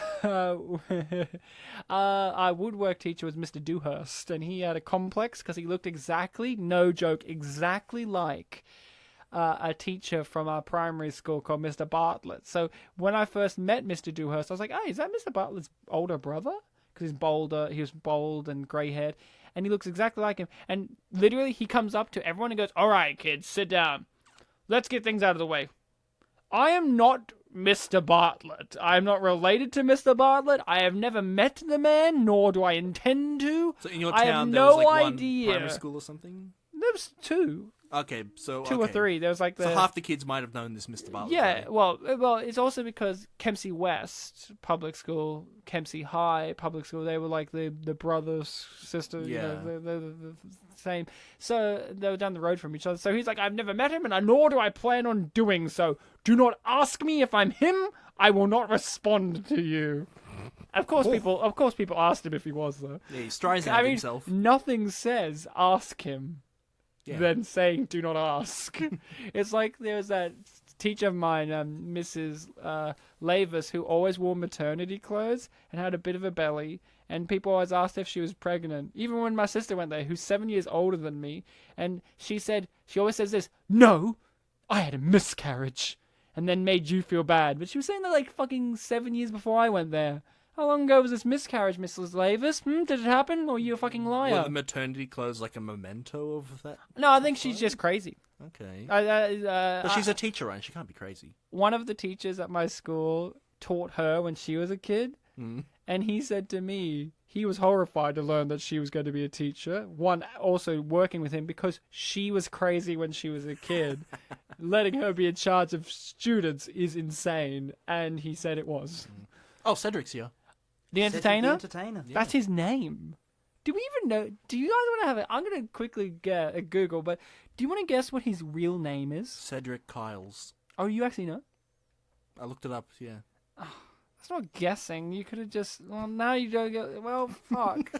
I was going to be like, let Will have a guess if you know it, and then you were like... Well, then you shouldn't have asked if I knew. Anyway? You could have thought that was a good guess. Well, you said it in a way where it was very obvious you knew. You're like, oh, it's Cedric Kyles, by the way. Bartek was more familiar with Cedric the Entertainer than you wanted. It's very weird that Octavia Spencer's credited as Octavia L. Spencer. Oh, yeah, the organist there that speaks no lines of dialogue and is Ray Charles, clearly. Not credited? He got credited, yeah. Oh, okay. Well, he's playing the organ. It's a lot I of work. completely forgot that he was in this, yeah. Yeah, he is. Yeah, he is. So, Cedric was born in Jefferson. Cedric Antonio Kyles. That's a interesting middle name for... It's 3 first names, almost. Just plural of Kyle. Oh, yes, of course. Oh, I mean, sorry, middle name, of course, is a name, but... and first name's a name. So, yes, dancing. Dance. Have you ever gone to any of these kind of sermons before? No, but I think it looks really fun because, you know, we grew up, you know, Christian, not this black kind, white kind, normal kind. Oh, yeah? Is that how you want to phrase that? Yeah, I don't know. You didn't grow up in... do you want that recorded on the internet? You didn't grow up in Black Baptist Church. I'll put it this way. We grew up in crusty old white Catholic. It's normal to us. But but this is where I'm gonna compliment them and insult us. Good. I'm not saying that Christianity is like a cult or anything like that. Oh, we wouldn't say that. I wouldn't say that. No. But, you know, crusty old white church, you're sitting down, you're listening to a guy talk, you have to respond with, very bored and quiet. And then they take you out back and fiddle with you, and then you have to wait 19 years to take it to court, yeah? No, that's not what I was going with, but I'm just saying... Oh, whoops, sorry, Catholicism dropped the ball there. The church that we were seeing in this film seems like a lot more fun. Yeah, they seem a lot more fun. You have to give it to them. They have singing. We have singing. Yeah, but ours isn't singing. It's more like slowly reciting back with some rhythm. The cultish, conformity kind of thing is what I'm saying. What's that? Their assimilation? No. No. You got me now. I don't know. What's the word you're trying to think of? Transubstantiate? That's a word, yeah. That the Catholics use a lot. One of my favorite musicals, Reefer Madness, the musical, used that in a song. That's a great word to use in a song. It's like the words were transubstantiate. Which is great. Oh, Paul's freaking out here because he heard us talking about Catholicism. He's like, hey, it's me. I'm a Catholic. Oh, we're at the party. This is the climax. No. Paul's the future Pope. No, is this the main party? Yes, it is. Yeah, this is the surprise party. Yes, we are at the climax of my underpants. If you asked me how far apart the church scene and the party was, I would have thought it would be quite far apart, but no, that's the same day. You know what I'm going to say here? I think Octavia Spencer's hairstyle in this particular party sequence makes her look real cute. It's a cute little style. She's got him up, and I don't know what you would call them, but like, next time you see her, just I did notice that, like the two buns with like the gap between. It's cute. It's got kind of an Asian. I was gonna say like the Chinese with the buns. Yeah, Octavia. Gotta wear that style again. Wear it in Space Control. Well, in all fairness, I haven't seen her latest film, Ma. Have you heard about Ma? No. Is that the one where the teenagers get abducted by the... She's like this... She's this woman in town, and she's like, yo... Oh, you told me you about guys can drink in my basement, and I'm totally not crazy. And then she does the robot, and they're like... Yes, you did tell me. And it's made by the same people, the writer and director of The Help, which she's most famous for. And isn't that like one of the most Oscar baity movies of all time? Where it's like Emma Stone is like the good white lady, because she has to be, because we have to have a white lady figure who's a hope and savior. And Octavia Spencer's like, yo, racist lady. I can't remember if it's Jessica Chastain or someone who's like, you're eating my poop. That's all I know about The Help. It's like, we're The Help for the rich white people, and now we're getting independence. Here, eat my poop. That's what Octavia does. Do you think she's serving up poop here? Do you think she was getting prepped for her role in The Help 10 years early, or however many years early, by serving poop to people? She was getting ready for Hidden Figures by looking like an alien. That's exactly what that movie's about. Yeah, it's Space Control and aliens. I saw the trailer many times, Ryan. I know what I'm talking about. Hidden Figures was that Halo movie that got stuck in development hell, and they just changed the name. She played Master Chief. I didn't know it was a video game adaptation. Do you know that there's a movie in the X-Men franchise that they haven't released yet that's called New Mutants? That's supposed to be like a horror movie, and it's been in development. Like it's physically made, but it's been pushed back, and it was supposed to come out like 4 years ago. Oh, so it's like what, some kind of post-production hell? It's because it's supposed to be terrible, and the studios don't want to release it. Could it be worse than Dark Phoenix? Apparently, I mean, Will, you tell me.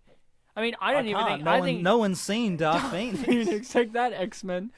But it has to be released before they turn over to Disney properly, like when Fox is fully absorbed. So it means we will see it eventually. Disney will have to release it. No. It will have to be released before it becomes Disney. Oh, right. Yes. So Fox, the clock's ticking. It has Arya Stark in it too. So, Game of Thrones again. It can be released at the same time as When the Clown Cried, or whatever it was called. Oh, The Day That the Clown Cried? Yeah. The Jerry Lewis movie of him in the concentration camp that he doesn't want anyone to see. That he didn't want anyone to ever see ever. But people have already seen it, yeah. Well, he showed it to some people. To be like, what do you guys think? I think some people in recent years mentioned that they were shown it or something. By him, though. He specifically he showed it to them? physically shows it to people. Right. If he trusts them enough. But he didn't want it out there.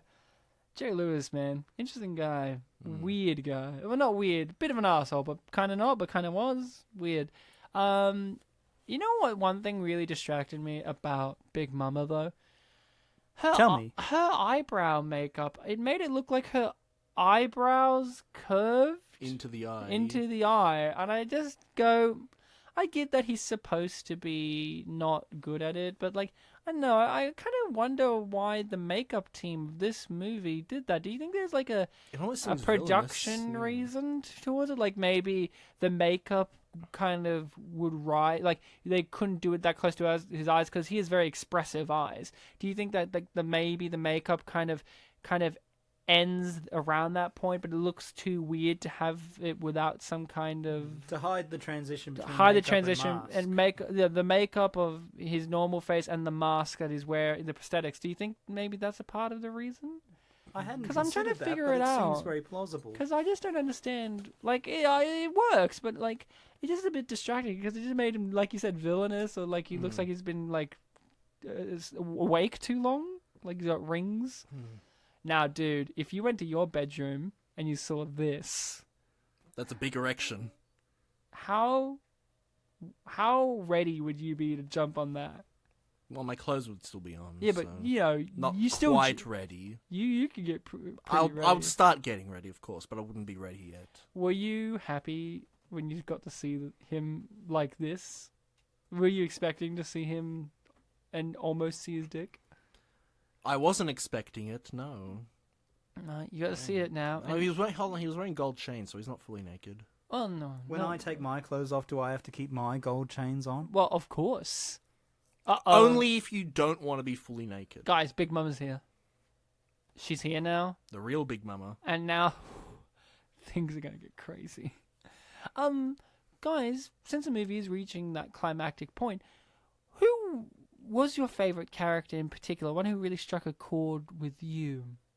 For me, it is Paul Giamatti. We haven't talked enough about him other than he's in it, but I did like his reoccurring gags of being seen as a weird, pervy weirdo, man. Never specifically perv the whole time. It's just people just see him doing weird shit and they just think he's a weirdo. His dynamic with the real Big Mama was really great. Oh, man. When he slapped on the ass, there's no repercussions. At first I was like, oh, that seems like an oversight, but then she starts dancing with him and it's just amazing. Will, what about you? Do you have a particular favorite character in this? Well, my favorite character was probably Paul Giamatti as John G-Man, but since you already said that, maybe I'll pick someone else. It's like, I'm going to go for the antagonist, Mr. Lester Vesco. It's a great name. It is. I looked up what it means and got some inconsistencies, but you know. What a journey Will's been on. I've been around.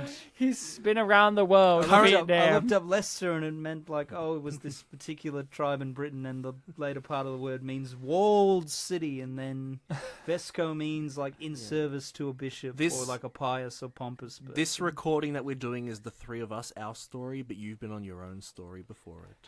Yeah. Let me tell you what I like about the antagonist in the film. Go.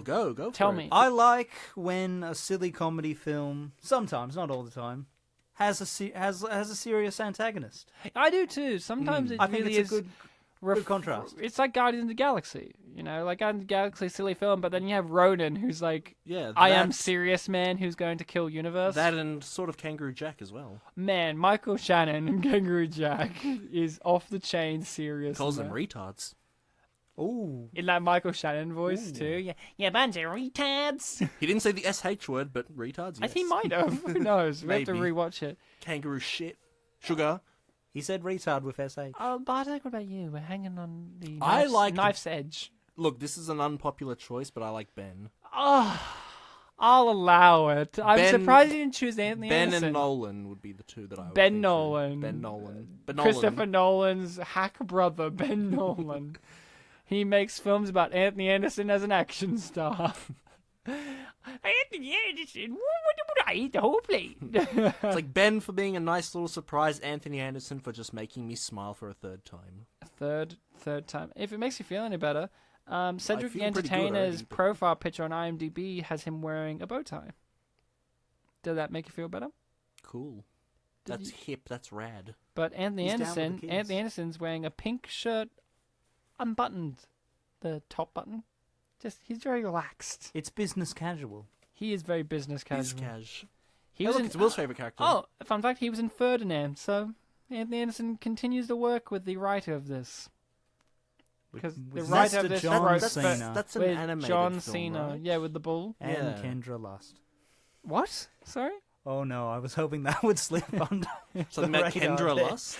Let's not go there. No, can we please instantly? Oh, I'll slap.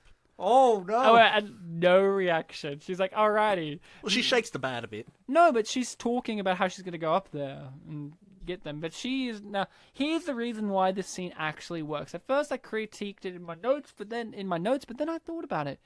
She is actually getting at your favorite character, Ben, because she went up there and saw that he was sleeping with the other neighbor, so she's a bit hurt. She's like, you know what? Screw him, because from Big Mama's perspective, she was having a relationship with him. Yeah. Now she sees he's cheating, and she's like, In you her know bed, what? no less. In her bed, no less. And she's like, you know what? Fuck him. I'm gonna have fun and get with that weirdo white boy. Because she was dismissive of Paul Giamatti till that moment with Ben. Mm-hmm. She And And then now- the smack on the ass G-man. was like a hit to the head. It was like, I know what to do. Yeah, exactly. And now she's hipping with it. You know, Terrence Howard here, he is really threatening. And you know what I think's really threatening about him in this particular film? He has these gorgeous eyes. I was thinking the exact same thing. The eyes. And it's like, they're so cold in this movie, but it's because they're so gorgeous. They're probably the most gorgeous feature of his face, at least. Like, I think he's got a really pretty face. I think he's a very attractive man. But it's those eyes. While Paul Giamatti's got very attractive eyes in a different sense. Like, Paul Giamatti's eyes say, I want to be your friend. If you saw Paul Giamatti's eyes look at you, you'd be like, I want to pat him. But Terrence Howard's eyes are very much like creepy fish eyes almost. Who? Terrence Howard. Yeah, they're like a shark.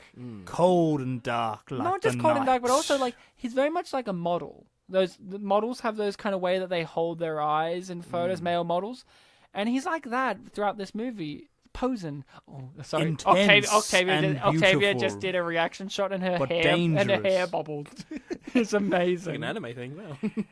Oh, can I tell you one of my favorite little things about anime I saw recently? So, in anime, they get critiqued a lot about how when women run, their breasts move in really absurd geography, like, not geography, gravitational ways. Yeah, jiggle Yeah, physics or whatever. Jiggle physics. There's one I saw where this girl was running and the jiggle physics was all over the place, right? It was absurd. And then she grabbed out of her bra those bombs that have, like in Mario, like bombs. Bombs, yeah. And she throws them, and then her boobs are normal. And that's why they were moving weird. And then someone was like, "Man, she had bombs in her bra. That's amazing." And then some people say, "Well, yeah, she had C4." And it was like, because she's a C cup. And I'm like, Right. And I'm like, there you go. But I love that was the thing. And in this movie, they had jiggle physics with Big Mama's boobs. They were very much stationary, but kind of, they did bobble, but in a very manufactured There way. was and there was a gag at one point where like it was out unaligned. One of them, yeah. They're like rogue dogs. You got to put them on a leash. Is that a quote from the movie? I think I butchered it, but So can I we believe go- they're called chest puppies. Thank you very much. I think they're called walnuts. So, Will, could you please, bazongas. could we not skip over that Will said something very odd about Ferdinand? Something about lust. He's running out of the room. He actually is running out of the room. Will, it's hard to run out of the room. Will, tell us. He's actually left the room.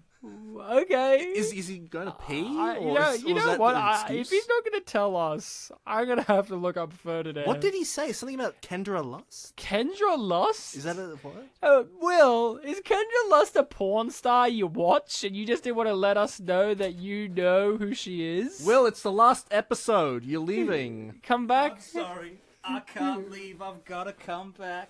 He's coming back.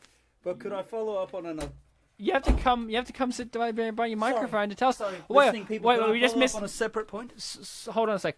Paul Giamatti just said, "Is that morphine?" Yeah, sure, better than aspirin. That Great was line. a good last line. Yeah. Love you, Paul.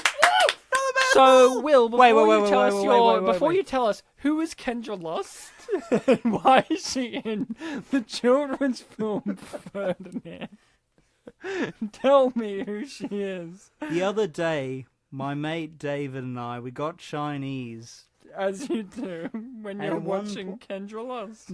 And he brought up John Cena entered the conversation at some point.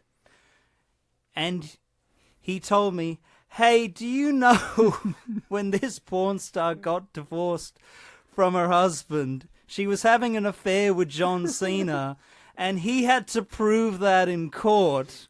So, William, if you reckon your life is shit, just remember you never had to get your lawyer to prove that your wife was sleeping with John Cena in a court of law.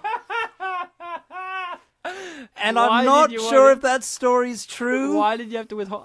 We got told. But I'll believe it. We were on a podcast recently guesting the Miscellaneous podcast, and the Shaken Not Nerd podcast was there, and they told us very bravely that we were not observant enough to notice that John Cena was in fact the chauffeur driver to Paul Giamatti in Big Fat Liar.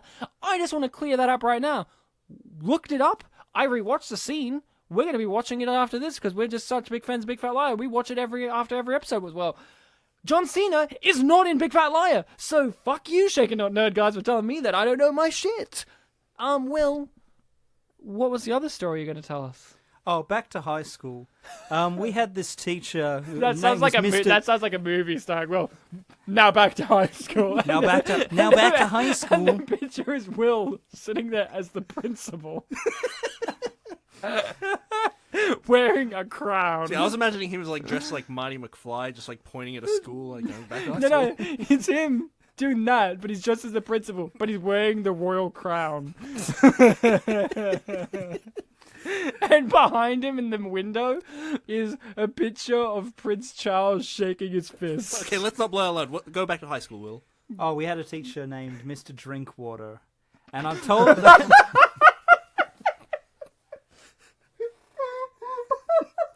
Was he a gardening teacher? That's not a name. I get this.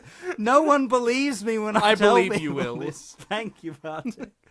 Please listen. No, I believe you. I 100% believe he's in the witness protection program. He's some kind of criminal whose alias name is Miss. And the government had to give it to him. What's his first name? Pour me some? Pour me some drink water. I'd like some drink water. Shit, what would be a first name that makes a sentence?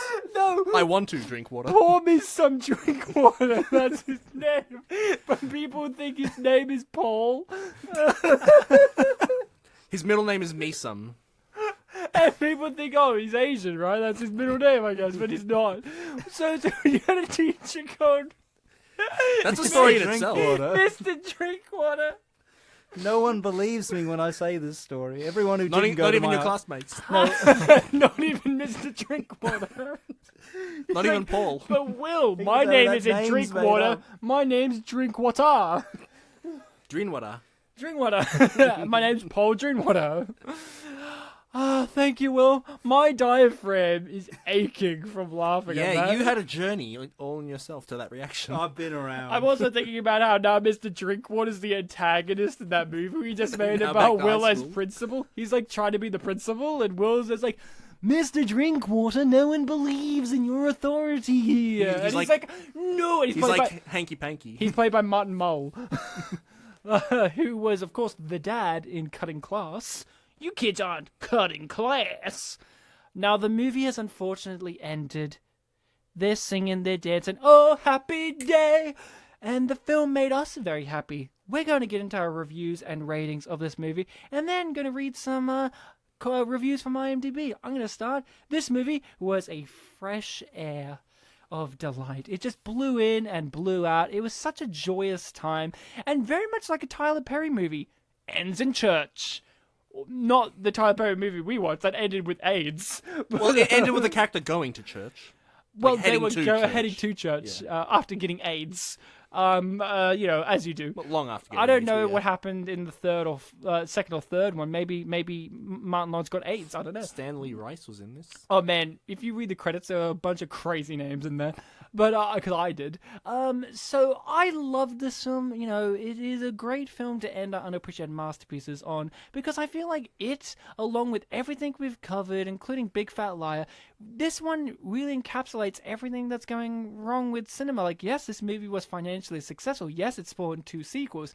Yes, it stars a likable actor and many other likable actors like Paul Giamatti. But at the same time, society has deemed it this pathetic excuse of a movie, a film that is a stain upon the credibility of Hollywood, which really is it? I don't think so. I think that this movie is doing its job, and that is to be entertaining. And I think it does it very well. If I have to give this film a rating, it's hard not to just give it a Mr. Drinkwater.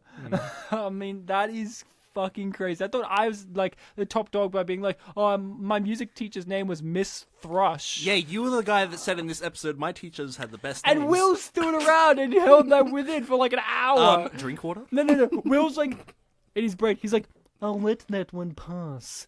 But then I will strike when he least expect it with Drinkwater. No one believes me about Mr. Drinky Water. Yeah, least expected after the gag where he leaves the room for like a minute. Oh, fuck. So, yeah, like the Spanish Inquisition, nobody expects him. So, I have to give this film the only rating one can truly give it. I give it a poll out of Giamatti. I have to. Will, I'd like to hear from Bartek before you. Yeah, I thought that was the gag you were going with. Okay, Bartek, back to Will. Oh Will, my God. Reverse psychology. Sean, Special K. Canese? No, it's Drinkwater. So, Will, let's hear from you. What did I think of this film? Well, I would Tell call us. it the Queensland of films. Reminds me a lot of that, and I think most people that's a should. great I title. think people should give it a shot. I think a lot of people are in the same boat as all of us. They watched it, probably forgotten all about it. I think you should give it another go. Reckon you'll have a good time. But I have to specify that you should watch it at 2 a.m. You shouldn't 2 watch it a.m.? any other time. Yeah, In 2 Queensland? 2 a.m. in Queensland. They don't have a different time zone over there, do they? That's Western Australia, so there you go. You have a rating? Gold out of coast. Ooh, that's pretty good. This is the Queensland of movies is one of the greatest things ever said on this podcast. So did you just say that Queensland's Western Australia? No, I said Western Australia has a different Time zone to time Queensland. zone to us over here. And Right. Queensland is a part of the East Coast. So. Okay, good. You were smart. Queensland is big enough to fit in Western Australia. Big enough to fit in my mouth.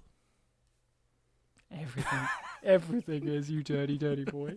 So let's hear from you. Western Australia's too big, though. This is Not with that attitude. this is But yes, with that attitude. this is probably a Sorry. bold statement. I'll allow you to be bold. I like this film. Oh my god, really? Yeah. You fucking freak. Right. Valid. You know, if I didn't know any better, Hashtag we stand with Bartek. if I didn't know any better, I think the two of you also quite liked it. I'm thrilled. I'm tearing up. Yeah, we did. Admit it. I really greatly enjoyed this for a film that I was only vaguely aware of the sequel, you know, and still I don't know if the Hey Mickey and the cheerleaders dancing and Big Mama being a cheerleader is a thing. Man, if I watch that second one and none of that happens, I'll be very annoyed. It happens at the beginning and not the end for some No, reason. it happens in not it at all. It was like some other movie. You watched a Tyler Perry movie, Bartek, that's how Black Panther ends. That's the confusion. and then the I door, saw that and in the- cinemas, and of then the course. sister points and goes, "What are those?" Pom-poms. Pom poms. I greatly enjoyed this film. I'm very happy that I finally got to see the original to the great Cheerleaders Hey Mickey movie.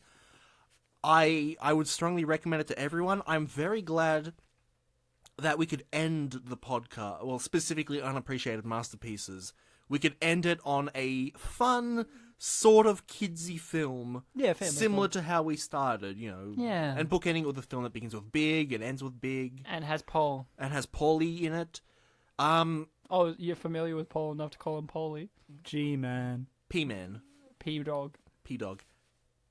I'm... Pignonze. That's the Polish word for money. Ryan can speak Polish, apparently.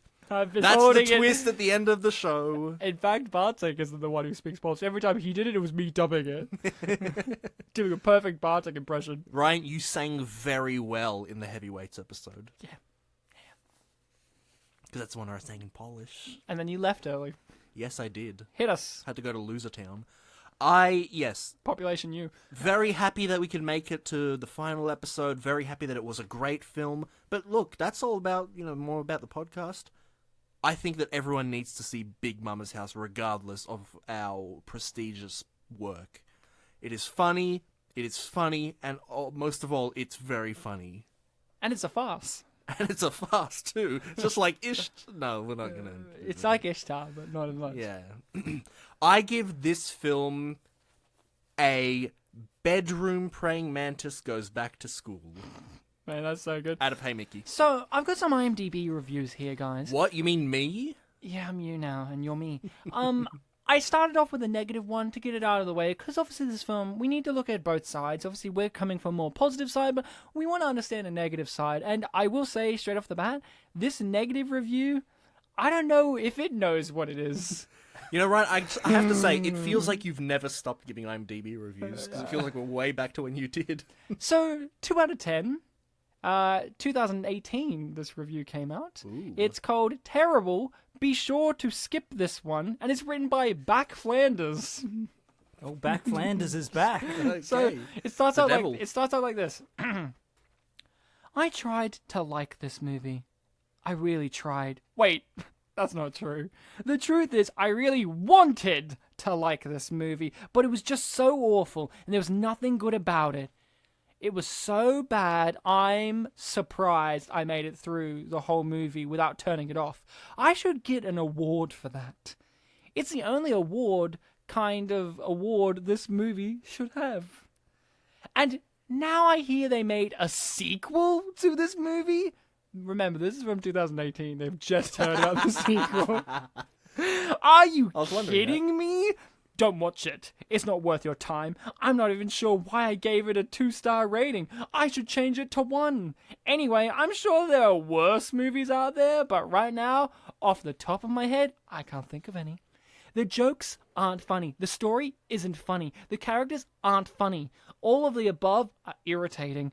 I admit, I was never a big Martin Lawrence fan, but his even worse than usual in this. It makes his role in Bad Boys look good. Saying something. I've got 5 words in response. Oven mitt and plumber's friend. This one is a real classy review. Short, sweet, and to the point. 6 out of 10. 2003. It's called No Dialogue Necessary. Ooh, that's true. Artsy. This is one very funny movie, and I ought to know. I saw this in flight after its release. In brackets, on my way to my mother's funeral, no less. I thought he was going to say what country, but he said where he's going. And watched it without paying the $5 headset charge. I couldn't stop laughing. The tears were rolling down my face. Last night, I finally saw the movie on TV with words. It was still a riot, but I actually think I enjoyed it more without sound. Maybe that's the best way to watch it, because they didn't have to pay that $5 headset charge. And then this one, no rating. Just plain straight up from 2001. I did not expect very much, but was surprised is the title. Mm-hmm. Yep. When I read the comment at this site about the film, I spontaneously decided to add my own. We saw the film in a lesson of business English. Which seems... Hold on. Is that a language class or a business class? Who knows? Which seems quite odd, but I really enjoyed it. It was not as flat as I expected. Actually, it was quite actually really fun and romantic. I had not seen a film with Martin Lawrence before and found him really cute. Just cute. What does that mean? C-U-D. Also, Cud. I wouldn't say cute. Cud. Cuts, I feel like if you add an E at the end... I don't think cut has an E. I feel like you have to say cood, because it's like crude. But either way... Cood the Entertainer. Maybe if we took business English, we would know. Also, his girlfriend, Sherry, is very sexy. And at last, the music was really good. The soundtrack met my favor, and the gospel song Happy Day. I could not sit quiet any longer. So my opinion about the film is very much more positive. I think it's the right film to pass a nice video session with some chips and some laughter. And then... when you first read that review, I was imagining, middle-aged businessman, and I stubbornly kept to that characterization the whole way through. So did I. So then we have the last one. And this is the type of review that we love getting on this show. The final review of the show? It's a positive review, and it's very much a true story review. Okay. It's called, all lowercase, from 2006, Frickin' Masterpiece. Okay. Which ties into our title, Unappreciated Masterpieces. Wow. And this actually propositions a question from us, so maybe after it's all done and said, we'll actually think about this. Okay, we'll start. I'm not sure why, but for some reason, when you watch this movie and eat a Papa John's pizza and drink Coca-Cola with this movie, it's perfect. It's like peanut butter and jelly. Who would have thought it goes great together? Try it and let me know what you think. Also, if you have some other meals with movie ideas, let me know. So that's something to think about. Sure. I freaking love this movie. It's so tight. I was watching it with my bubba, in brackets, my grandma. That's what we call her in my family, because I'm from Serbia. We call my, and then separate sentence. Separate sentence. Hold on. We call my dad Tot. End of sentence. Like the Pharaoh? Oh, hold on. End of sentence. In Polish, it would be tatuś. End of sentence. Start a new sentence. Like King Tut. This film was directed brilliantly and skillfully written. Big Mama's House is a well-crafted and ingeniously clever, making it one of the greatest films of the 90s. While Big Mama's House may not have garnered critical acclaim as such films as Silence of the Lambs, Big Mama's House is undoubtedly as influential as any film to date. I was very happy that I saw this movie. It's funny to see Martin Lawrence dressed up as a big, fat, black grandma who is the grandmother of a woman in danger of her ex. A bunch of better co-stars make this movie very funny and easily watchable. Paul Giamatti and Nia Long do their best roles perfectly, and I enjoyed them a lot. The script is good, and the direction is excellent. Martin Lawrence, spelled lowercase, does it again. Overall, the whole movie is a tight feel good that I could pop it whenever I freaking feel like it. Rating a 10 out of 10. I felt that was a little sexual at the end. Well, a tight feel good. That he did say that this movie was tight, and he was watching it with his bubba. What was the thing we were laughing at with Will? Like, do the dick thing, or what was that say? What was the thing we were talking about earlier? Do the dick thing? Yeah, do the dick thing. You guys do your dick thing. Yeah, we just hold. You guys ride the dick whatever you must. Just hold on to the dick thing. Will, thank you so much for being a guest on all the episodes you've come on. We're not doing the what's a good movie food combination? Oh yes, guys, what's a good movie food combination can you guys think of? For me, I'm instantly going to go with Big Fat Liar. I think if you have a blue slushy to drink with that movie, whilst also having nachos, perfect. That's my instant thought. Bartek, anything lingering? Maybe even one of the movies we've covered? Hot dogs and Nothing But Trouble. I knew it as soon as I said hot dogs. William? Well, I've watched Jurassic Park while eating fish and chips 3 different times. Boo, so I guess appreciated, subjectively... you should pick one of the unappreciated movies. Oh, I'm sorry, though, but that's subjective, because the fish and chips, it's happened 3 times unintentionally. No, we'll give it to Will. He did say it happened 3 times. I was going to say... Happened 3 times! If you say that's subjective to it's unappreciated, that sounds like undermines our whole show. Guys, just get on with the fish and chips were objective. This is the moral of Unappreciated Masterpieces. Unappreciated is subjective. We're full of shit. Good night. So, yeah, good night. Will, thank you so much. All the guests we've had on over these years, thank you all so much for coming on for Unappreciated Masterpieces. Of course, we'll still have Will and all these other guests for other things in the future. But they didn't commit to that, but we said so. Yeah, we'll kill them if they don't. That's why you don't hear from Daniel Visser anymore. He's gone. He's dead after Old Dogs. We murdered him. So, Bartek, a pleasure, as always, to journey with you down the road of Unappreciated Masterpieces from a very optimistic beginnings to a very optimistic end. We've stayed very upbeat about this whole entire process. We've evolved a little bit, but I was happy with the evolution. Yeah. Yes, at one point you were like, I don't want to reference the other movies we cover. And I'm like, but I want to. There's Paul again. And you were like, no. And then I was like, but Germans love gas. And you're like, you're right. Still the best thing I've ever said on this podcast. Yeah, but why did you go to the Music Academy? I don't know. We have to ask that in our Thunderpants episode. Re-listen to that. A pleasure listening, people, to be presenting this show to you. Like I said, we are going to be doing another weekly show. That'll be down the pipeline in a few weeks' time.